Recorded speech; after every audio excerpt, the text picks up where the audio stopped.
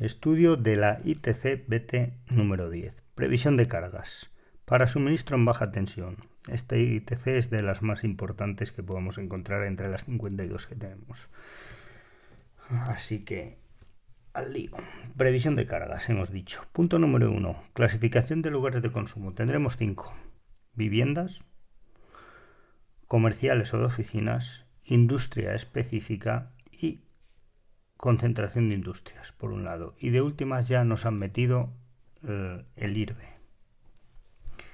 Punto número 2.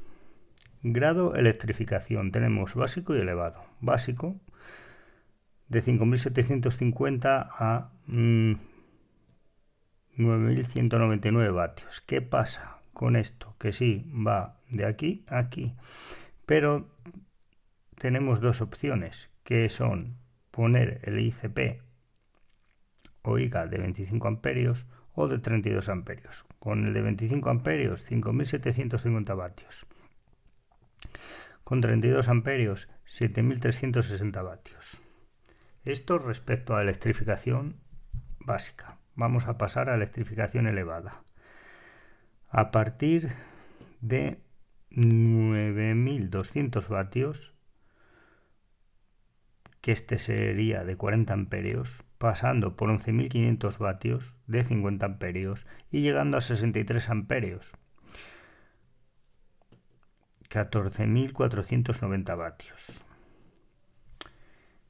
Y cuando nos pasa a ser elevada una instalación, una electrificación, un grado de electrificación pasará a ser elevada cuando tengamos más de 160 metros cuadrados. Más, ojo, si tiene 160 metros no pasa a ser elevado. Vale, esa puede ser una opción. Otra opción es que tengamos aire acondicionado, automáticamente pasa a ser elevado. O que pongamos calefacción eléctrica, también pasaría a ser elevado.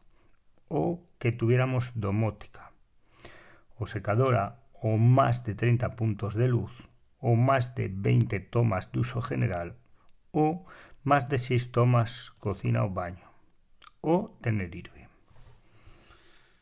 Vamos al punto número 3. Carga total correspondiente a un edificio destinado a viviendas. Tenemos que la potencia total es potencia de vivienda, potencia servicios generales, potencia locales, potencia garajes, potencia IRBE. Correcto, en potencia de viviendas, ¿cómo la calculamos? Potencia media.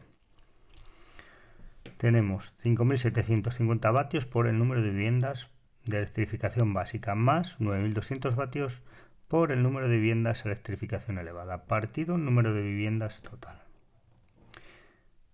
Una vez tenemos la potencia media, que hemos calculado con esa fórmula, nos venimos a potencia de viviendas, que es igual a la potencia media por el coeficiente de simultaneidad.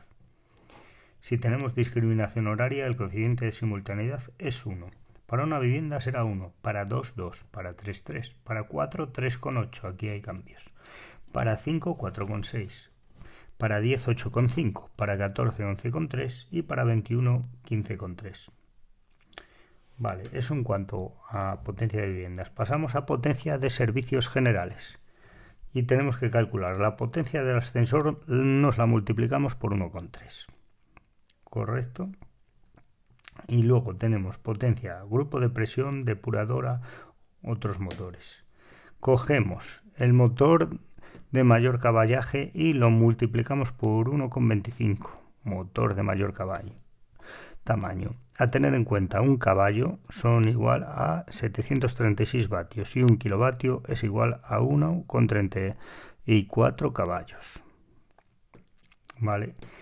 O sea, el de mayor tamaño lo multiplicamos como un 1,25. El resto con su potencia nominal. Sumaremos también la potencia de alumbrado por 1,8 si son lámparas de descarga o LED. Luego tenemos que mirar también, para el portal le daremos 15 vatios metro cuadrado si es incandescencia y 8 vatios metro cuadrado si es fluorescencia. Y en la escalera, con incandescencia 7 vatios metro cuadrado y si es fluorescencia 4 vatios metro cuadrado. Todo esto en cuanto a potencia de servicios generales. Pasamos a calcular la potencia de los locales. que será la superficie de dichos locales por 100 vatios metro cuadrado, y con un mínimo de 3.450 vatios a 230 voltios. Pasaríamos a calcular la potencia de los garajes, que tenemos que son 10 vatios metro cuadrado ventilación natural y 20 vatios metro cuadrado ventilación forzada, con un mínimo de 3.450 vatios a 230 voltios. Y por último nos quedaría la potencia del IRB, que es 3.680 vatios por el 10% de las plazas totales, por factor de simultaneidad. Y el factor de simultaneidad es 1 si no tenemos SPL y 0,3 cuando tenemos SPL.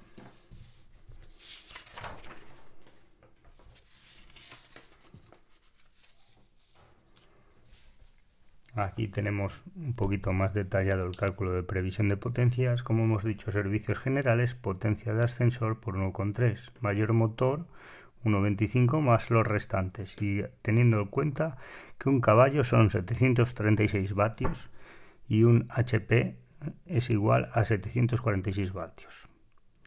La potencia de alumbrado por 1,8, lámparas de descarga y LED.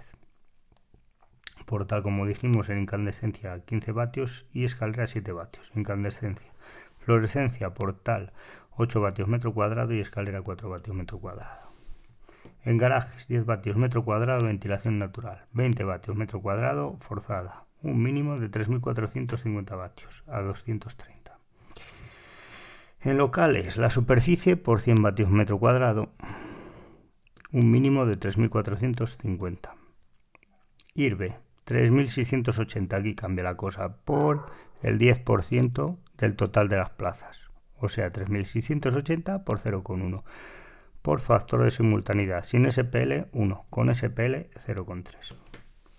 De las viviendas, potencia media, número de viviendas básica por 5.750 vatios, más número de viviendas elevado por 9.200 vatios, partido número de viviendas total.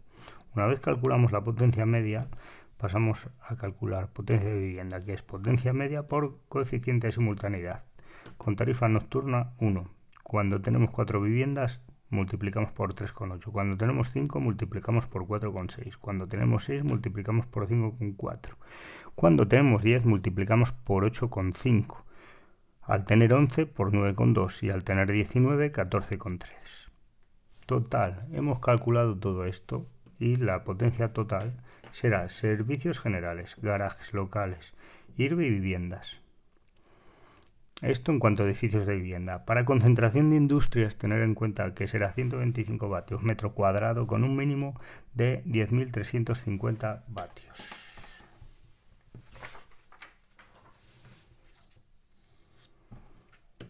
Vamos a ver un poquito por encima lo que vamos a ver a continuación, que son las instalaciones de enlace para uno o dos usuarios.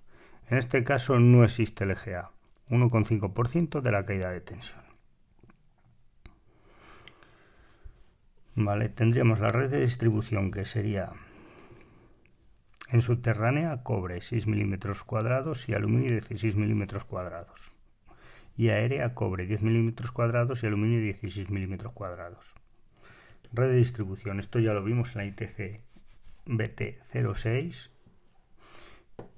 para aérea y 07 subterránea. Nos viene la acometida a la CPM, cuadro de protección y medida, cuando es uno o dos usuarios, a 30 centímetros mínimo del suelo, ¿vale? La lectura del contador estará entre 0,7 metros y 1,8 metros.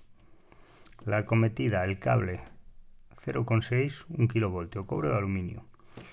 Llega la acometida, fusibles, viene al contador y nos vamos a la vivienda, que es la derivación individual.